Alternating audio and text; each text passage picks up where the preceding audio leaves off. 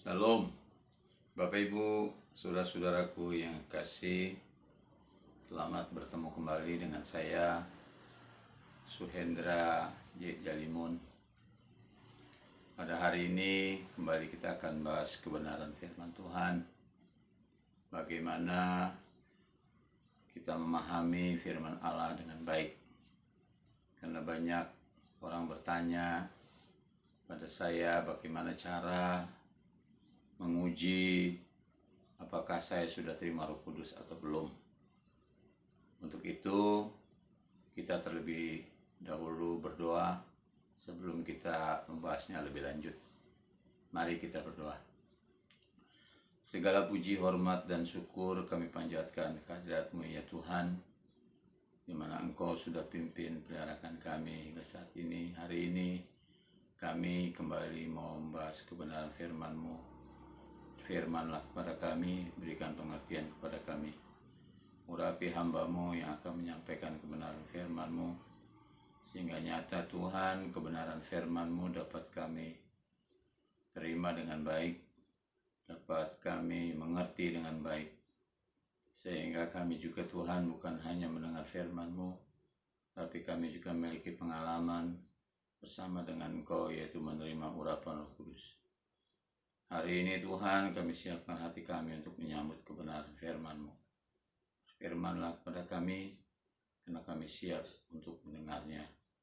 Dalam nama Tuhan kami Yesus Kristus kami sudah berdoa dan mengucapkan syukur. Haleluya. Amin. Baik Bapak Ibu yang dikasih Tuhan Yesus. Di sini ada beberapa hal yang menjadi patokan bagi kita, bagaimana kita bisa menguji bahwa itu adalah Roh Kudus atau bukan yang kita terima. Ada 7 hal yang akan saya uraikan pada hari ini. Yang pertama, kita akan baca di dalam Lukas pasal 11 ayat 11 sampai ke 13. Demikian firman Tuhan. Kita meminta atau berdoa kepada Bapa di surga. Bapa manakah di antara kamu jika anaknya minta ikan daripadanya, akan berikan ular kepada anaknya itu ganti ikan? Atau jika ia minta telur, akan memberikan kepadanya kalajengking? Jadi jika kamu yang jahat tahu memberi pemberian yang baik kepada anak-anakmu, apalagi Bapamu yang di surga, Ia akan berikan Roh Kudus kepada mereka yang minta kepadanya. Jadi yang pertama Bapak Ibu, bagaimana caranya kita menguji bahwa kita ini sudah menerima Roh Kudus? Yaitu kita pahami dari ayat ini. Bapa manakah dikatakan jika anaknya minta ikan lalu diberinya ular, atau minta telur lalu diberinya kalajengking? Ini mengandung pengertian bahwa Allah kita saat kita berdoa meminta atau memohon kepenuhan Roh Kudus, tidak mungkin diberikan hal-hal yang lain. Pasti Dia akan memberikan Roh Kudus kepada kita. Jadi ini adalah ayat pertama bagaimana kita menguji bahwa benarlah yang kita terima itu adalah Roh Kudus. Karena seringkali orang bimbang, orang bingung. Benar nggak ya saya sudah terima Roh Kudus? Kenapa bingung? Kenapa bimbang? Mungkin karena tidak memahami bahwa dia sudah meminta urapan Roh Kudus. Bahkan kadang-kadang urapan Roh Kudus itu tidak kita minta. Tetapi Tuhan memberikan juga kepada kita Roh Kudus saat kita berbakti kepada Dia, saat kita memuliakan Dia, saat kita mengagungkan Dia, atau saat kita dalam ibadah kita memuji memuliakan Dia. Karena memang Tuhan tahu bahwa kita butuh, kita memerlukan Roh Kudus itu, maka Tuhan memberikan Roh Kudus kepada kita. Jadi yang pertama, bahwa kita tahu bahwa Allah kita itu adalah Allah yang baik. Dia bisa memberikannya pada saat kita meminta, dan tidak memberikan yang lain daripada Roh Kudus kalau memang kita minta Roh Kudus. Itu yang pertama, Bapak Ibu. Yang kedua, kita harus pahami juga, yaitu bahwa pada saat kita memintanya kepada Yesus Kristus. Permintaan kita itu tidak akan salah. Mengapa demikian? Di dalam Markus pasal 1 ayat 8, Yohanes berkata, "Aku membaptis kamu dengan air, tetapi Ia akan membaptis kamu dengan Roh Kudus." Jadi Bapak Ibu yang dikasihi Tuhan, Yohanes menunjuk kepada Yesus, bahwa Yesuslah pembaptis Roh Kudus, bukan dirinya. Saya pernah diundang dalam satu persekutuan ibadah, dan pada saat itu seorang pemimpin dalam ibadah itu mengatakan bahwa anak-anak yang mereka pimpin ingin menerima urapan Roh Kudus. Pada saat itu saya datang ke sana dan saya mengatakan kepada mereka, pada saat kamu mengundang saya, sebenarnya tidak tepat kalau kamu itu mengundang saya untuk menerima Roh Kudus. Mengapa demikian? Karena saya bukan pembaptis Roh Kudus. Tetapi hari ini nggak apa-apa.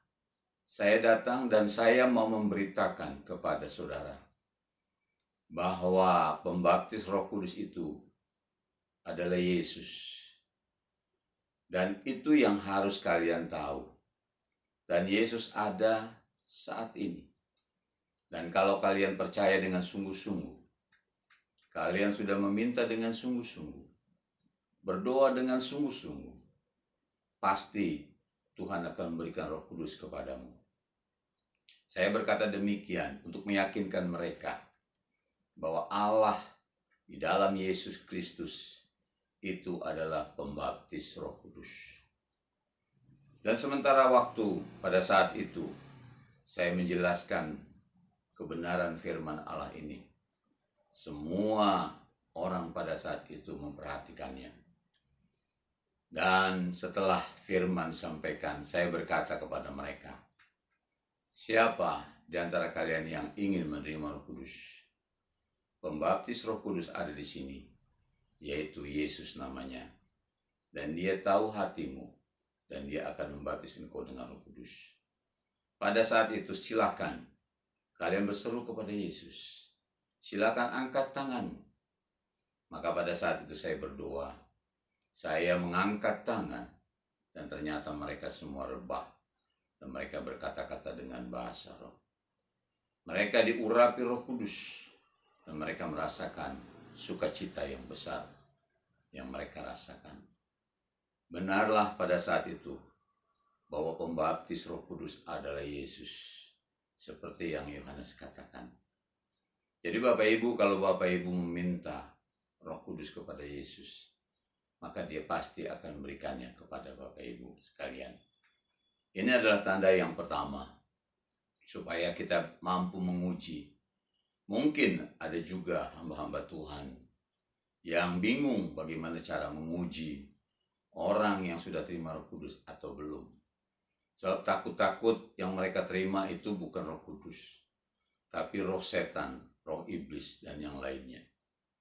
Jadi Bapak Ibu yang dikasihi Tuhan, saya sering melihat banyak orang yang bertanya kepada saya, apakah benar saya menerima Roh Kudus? Maka saya memberikan penjelasan ini kepada mereka. Ada berapa langkah untuk menguji benarkah itu Roh Kudus. Langkah yang pertama, seperti yang saya sudah jelaskan tadi, bahwa kita memintanya kepada Yesus. Karena Yesus adalah Allah yang membaptis Roh Kudus kepada kita. Yang berikut, Bapak Ibu yang dikasihi Tuhan, di dalam Yohanes pasal 16, ayat 12 sampai 14. Mari kita baca. Masih banyak hal yang harus kukatakan kepadamu, tetapi sekarang kamu belum dapat menanggungnya. Ayat 13, tetapi apabila Ia datang, yaitu Roh kebenaran, Ia akan memimpin kamu ke dalam seluruh kebenaran. sebab ia akan berkata-kata dari dirinya sendiri. Tetapi segala sesuatu yang didengarnya itulah yang akan dikatakannya. Dan ia akan memberitakan kepadamu hal-hal yang akan datang. Ia akan memuliakan aku, sebab ia akan memberitakan kepadamu apa yang diterimanya daripadaku. Jadi Bapak Ibu yang dikasihi Tuhan, pada saat kita menerima Roh Kudus, maka Roh Kudus itu memimpin kita pada segala kebenaran. Di mana yang tadinya kita malas membaca Alkitab, kita jadi rajin membaca Alkitab. Kita jadi ingin selalu membaca Alkitab. Karena memang Roh Kudus itu membawa kita kepada kebenaran. Alkitab adalah kebenaran. Maka kita ingin selalu membacanya. Bahkan kita selalu ingat firman Tuhan yang disampaikan, atau kita baca, atau kita dengar. Bahkan bukan hanya kita membaca, bukan hanya kita dituntun, tetapi kita bisa mengerti kebenaran firman Allah. Alkitab yang dulu sering kita baca, yang kita tidak pahami. Tapi setelah kita menerima Roh Kudus, maka dengan mudahnya singkap semuanya yang jadi tersingkap dengan baik. Semuanya jadi terbuka dengan baik. Sehingga kita dengan mudah mengerti firman Allah. Yang dulu mungkin tertutup bagi kita, tetapi sekarang tidak lagi. Semua menjadi terbuka. Kita menjadi paham benar apa yang dikatakan dalam firman Allah. Karena apa? Kan dikatakan tadi roh kebenaran itu akan membawa kita kepada segala kebenaran. Jadi kita akan memahami firman Allah. Alkitab yang dulu kita sering baca, kita nggak paham. Sekarang Roh Kudus akan menjelaskannya kepada kita. Dan kita mudah untuk dimengerti. Yang berikutnya, yaitu ia akan memuliakan aku, di ayat 14. Sebab ia akan memberitakan kepadamu apa yang diterimanya daripadaku. Jadi pada saat kita menerima Roh Kudus, maka kita akan memuliakan Allah. Tidak mungkin roh yang kita terima itu memuliakan setan. Atau kita mengatakan bahwa Yesus itu laknat. Sama sekali tidak. Tapi kita akan mengatakan bahwa Yesus adalah Tuhan. Dia adalah Allah. Dia adalah Juru Selamat. Pada saat kita menerima Roh Kudus, pikiran kita, konsentrasi kita kepada Allah. Dan tidak ada konsentrasi lain selain kepada Dia. Kita akan memuliakan Allah dengan lidah bibir kita, yang saat itu diurapi oleh kuasa Roh Kudus. Kita akan berkata-kata dengan bahasa-bahasa roh. Saat itu, itulah tanda bahwa kita sudah menerima Roh Kudus. Bapak Ibu yang dikasihi Tuhan, lebih lanjut kita akan bahas ya, yang berikut, yaitu bagaimana cara kita menguji bahwa kita sudah menerima Roh Kudus. Yang ketiga, ya, di sini dikatakan di dalam Yohanes 14 ayat 27, damai sejahteraku kutinggalkan bersamamu, damai sejahteraku kuberikan kepadamu, bukan seperti yang dunia berikan, yang aku berikan kepadamu. Jangan biarkan hatimu gelisah ataupun gentar. Jadi Bapak Ibu yang dikasihi Tuhan, pada saat kita menerima Roh Kudus, yang kita rasakan adalah damai sejahtera. Ada sukacita yang luar biasa, yang tidak pernah kita miliki sebelumnya. Bahkan itu adalah sukacita yang lebih dahsyat daripada kita diberikan sesuatu oleh orang lain. Bapak Ibu yang dikasihi Tuhan, damai sejahtera Allah itu betul-betul janji yang diberikan pada saat Yesus masih ada di dalam dunia. Tapi pada saat itu murid-murid nggak mengerti kapan dia bisa menerima damai sejahtera itu. Ternyata mereka alami saat mereka menerima Roh Kudus. Dan saya pun mengalaminya. Pada saat saya terima Roh Kudus, hati saya terasa sejahtera. Bahkan saat saya berdoa dalam persekutuan doa itu, saya merasa seperti saya berdoa sendiri di lapangan bola. Ada damai, ada sukacita, ada sejahtera yang luar biasa. Dan itu tidak dapat diberikan oleh siapapun. Hanya Allah yang mampu memberikan damai sejahtera itu kepada kita. Karena dia berkata, damai sejahtera ku berikan. Itulah damai sejahtera yang sesungguhnya. Bukan karena kita melihat film lucu, lalu kita bahagia. Mungkin itu sesaat, kita bisa tertawa. Tetapi itu tidak membawa sejahtera. Banyak uang juga tidak membawa sejahtera. Harta berlimpah juga tidak membawa sejahtera. Kedudukan jabatan juga tidak membawa sejahtera. Tetapi pada saat kita menerima urapan Roh Kudus, ada sejahtera yang luar biasa. Karena memang itulah sejahtera yang dimiliki Tuhan Yesus yang diberikan kepada kita. Jadi inilah adalah langkah berikut di mana kita mampu menguji bahwa kita sudah menerima Roh Kudus. Kita lanjut. Bagaimana cara menguji yang kita terima itu benar Roh Kudus? Ya. Di dalam Kisah Rasul 1 ayat 8. Tetapi kamu akan menerima kuasa kalau Roh Kudus turun ke atas kamu, dan kamu akan menjadi saksiku di Yerusalem dan di seluruh Yudea dan Samaria dan sampai ke ujung bumi. Jadi Bapak Ibu yang dikasihi Tuhan, kita akan memiliki kuasa. Kita akan menerima kuasa dari yang maha tinggi, yaitu dari Tuhan kita Yesus Kristus. Di mana kita mampu melakukan pekerjaan-pekerjaan Tuhan yang dulunya mungkin kita takut-takut, kita ragu, kita tidak memiliki kekuatan. Benarkah yang kita lakukan ini? Tetapi pada saat kita menerima urapan Roh Kudus, kita memiliki kuasa, memiliki power, memiliki keberanian yang luar biasa, yang sebelumnya kita tidak pernah miliki. Jadi Bapak Ibu yang dikasihi Tuhan, pada saat Bapak Ibu menerima Roh Kudus, Bapak Ibu menerima kuasa. Bahkan kuasa itu diketahui oleh kuasa-kuasa gelap, kuasa-kuasa setan sekitarnya. Dia tahu bahwa kita sudah menjadi milik Kristus, dan setan pun menjadi gemetar.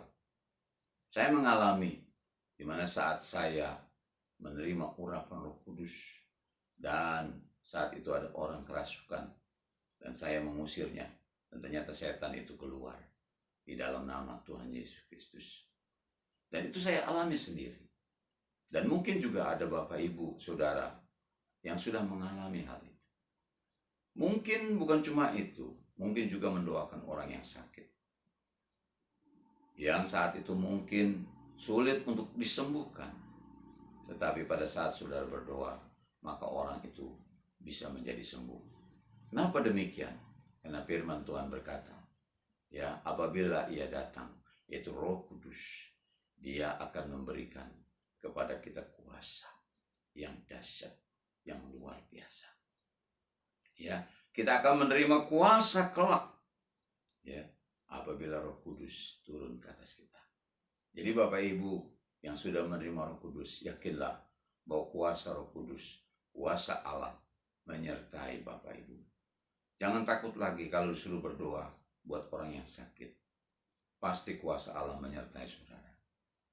Jangan takut lagi kalau Bapak Ibu menghadapi orang-orang kerasukan, karena kuasa Allah menyertai saudara. Kuasa Yesus menyertai saudara. Ini janji daripada Yesus itu sendiri di dalam Kisah Para Rasul pasal 1 ayat 8. Kita lanjut. Bapak Ibu yang dikasihi Tuhan,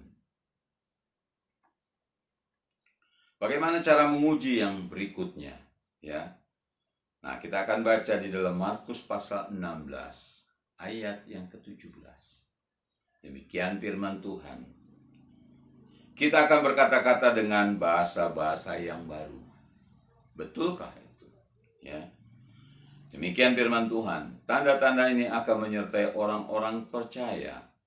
Mereka akan mengusir setan-setan demi namaku. Mereka akan berbicara dalam bahasa-bahasa yang baru bagi mereka. Mereka akan memegang ular, dan sekalipun mereka minum racun maut, mereka tidak akan mendapat celaka. Mereka akan meletakkan tangannya atas orang-orang sakit, dan orang itu akan sembuh. Jadi kuasa Allah itu betul-betul menyertai orang itu di dalam ayat ini. Tetapi yang saya mau bahas adalah, tadi kalau soal kuasa saya sudah bahas. Yang akan saya bahas hari ini atau pembahasan saya selanjutnya adalah bahwa di sini dikatakan mereka akan berbicara dalam bahasa-bahasa yang baru. Ya. Jadi Bapak Ibu yang dikasihi Tuhan, pada saat kita menerima Roh Kudus, kita akan berkata-kata dengan bahasa yang baru. Bahasa yang baru itu yaitu bahasa roh. Di mana bahasa itu menjadi baru buat kita. Karena kita tidak paham sama sekali. Ya, apa artinya, apa maknanya. Tetapi itu diberikan kepada kita sebagai sarana untuk kita berdoa kepada Allah. Jadi Bapak Ibu yang dikasihi Tuhan, pada saat Bapak Ibu menerima Roh Kudus, tandanya adalah berkata-kata dengan bahasa-bahasa baru. Jadi Bapak Ibu, bukannya Bapak Ibu menerima Roh Kudus lalu melakukan mukjizat, bukan. Tetapi tanda awalnya adalah berkata-kata dengan bahasa roh. Mengapa saya katakan demikian? Di dalam Kisah Rasul, ya pasal 10, di sana juga terjadi, yaitu keluarga Kornelius, di mana pada saat itu dia mengundang Petrus, lalu diadakanlah satu persekutuan doa di sana. Dan saat itu Petrus berdoa buat mereka. Petrus memberitakan firman Allah, lalu mereka semua berkata-kata dengan bahasa roh, seperti yang Petrus dan rasul-rasul lain alami. Sehingga pada saat itu Petrus memberi kesaksian kepada rasul-rasul lain. Mereka terima seperti yang kita terima. Apa maksud kata-kata itu? Itu artinya mereka berkata-kata dengan bahasa-bahasa yang baru, seperti yang rasul-rasul alami. Jadi Bapak Ibu yang dikasihi Tuhan, tidak ada paket lain selain daripada berkata-kata dengan bahasa roh pada saat kita awal menerima Roh Kudus. Yang berikut Bapak Ibu yang dikasihi Tuhan, bagaimana cara menguji yang berikut? Ya, nah saya akan baca. Ada kontak yang kita rasakan saat kita berdoa dalam bahasa roh. Jadi Bapak Ibu yang dikasihi Tuhan, pada saat kita berdoa bersama-sama dalam persekutuan doa atau di dalam gereja, pada saat itu hadirat Allah bekerja, ada orang yang berkata dengan bahasa roh, maka ada kontak yang tidak bisa kita ceritakan. Ada kuasa yang seperti sambar menyambar satu dengan yang lain. Jadi Bapak Ibu yang dikasihi Tuhan, inilah bukti bahwa orang lain yang menerima roh yang sama. Jadi kalau Bapak Ibu misalnya berkata-kata dengan bahasa roh, kemudian yang lain juga berkata-kata dengan bahasa roh, lalu tidak ada kontak, jangan-jangan bukan bahasa roh. Jadi tanda bahwa orang itu berkata-kata dengan bahasa roh, ada kontak satu dengan yang lain. Itu nggak bisa dibohongi, dan itu kenyataannya ada di dalam diri kita. Dan kita alami sendiri, pasti kita alami. Jadi Bapak Ibu yang dikasihi Tuhan, pada saat Bapak Ibu menerima Roh Kudus, orang lain menerima Roh Kudus, ada kontak batin, kontak satu roh yang luar biasa, yang gak bisa kita pahami. Seperti bagaimana kita bisa memahami antara besi berani dengan besi. Jadi Bapak Ibu yang dikasihi Tuhan, sama-sama namanya besi, ya sama-sama senyawa, sama-sama satu roh, itu tidak bisa kita pikirkan. Kok itu bisa nempel? Ya begitulah Roh Kudus yang ada di dalam kita dan juga yang ada di dalam saudara-saudara kita. Saat kita berhimpun bersama-sama, walaupun mungkin dia orang baru di tempat itu, walaupun mungkin dia orang asing di tempat itu, tapi pada saat dia berkata-kata dengan bahasa roh yang sama, yang diberikan Tuhan kepada dia, maka ada kontak batin juga dengan kita. Yang berikut Bapak Ibu yang dikasihi Tuhan.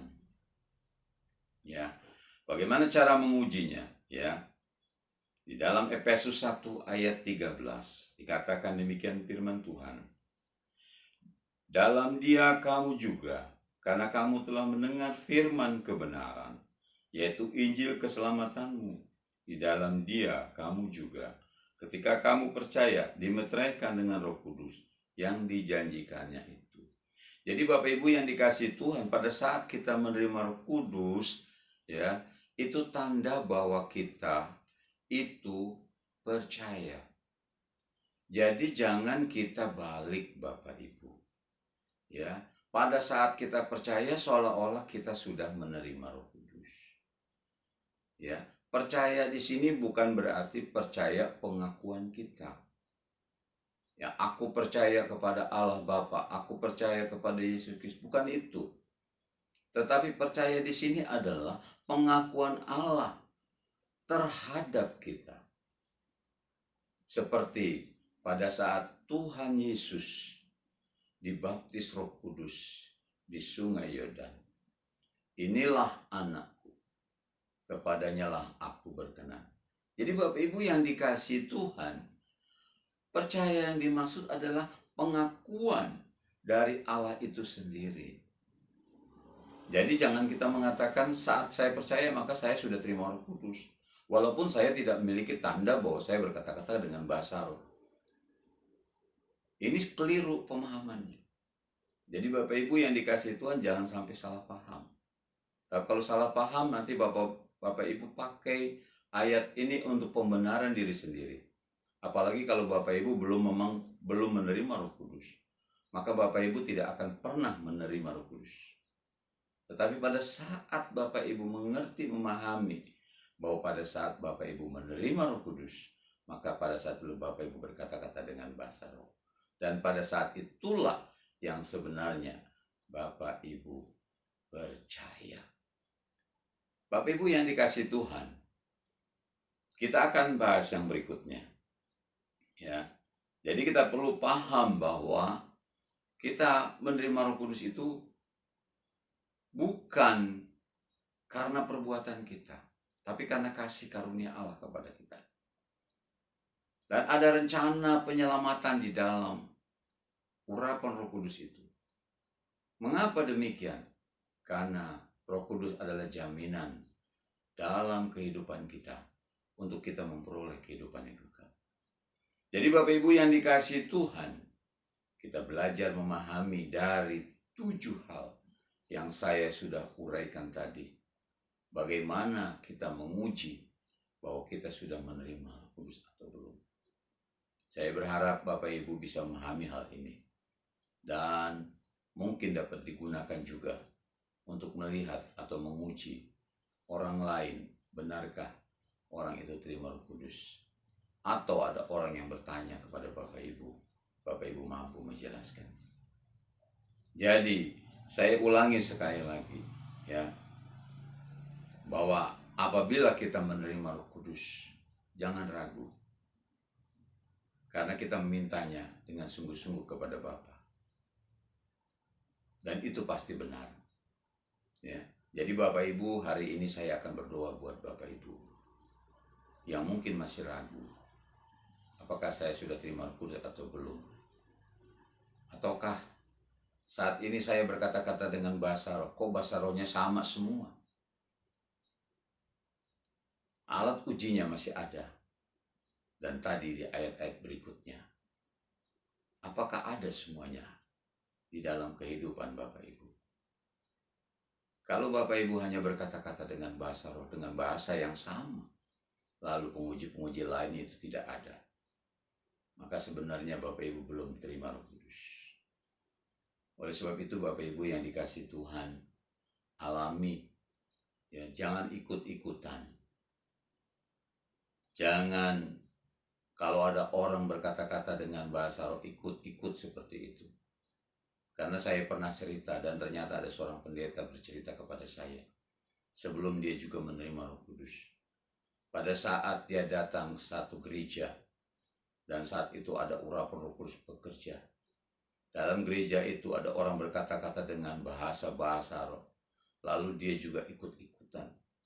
Ngaco, ya, dengan bahasa-bahasa yang macam-macam. Seolah-olah dia juga ingin dikatakan bahwa dia terima Roh Kudus.